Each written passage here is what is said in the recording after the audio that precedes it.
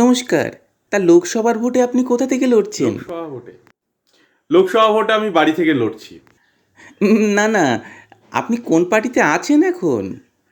উম, কোন পার্টিতে আছি? উম, উম, খুব কঠিন প্রশ্ন একটা করলেন, এত কঠিন প্রশ্ন।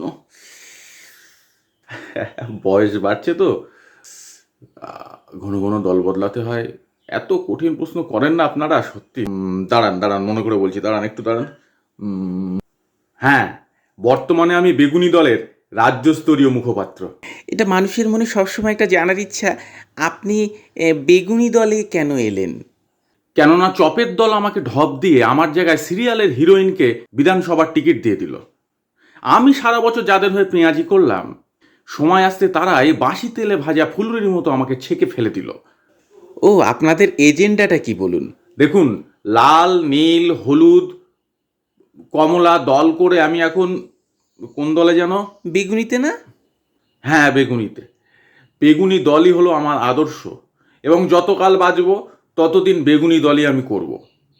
তাই এবার আপনার নেক্সট টার্গেটটা কি? গাঁদাপোতা লোকসভা থেকে গাঁদা ফুল চিহ্নে ভোটে দাঁড়ানো। এই কিছু বলে ফেললাম নাকি? এটা কাট করতে হবে, এটা কাট করতে কাট হবে। করা যাবে না, এটা তো এখন যেটা live। বললো ওটা আমি কিন্তু বলিনি, এডিটেড, ওটা এডিটেড, ওটা এডিটেড, এডিটেড, এডিটেড কিন্তু।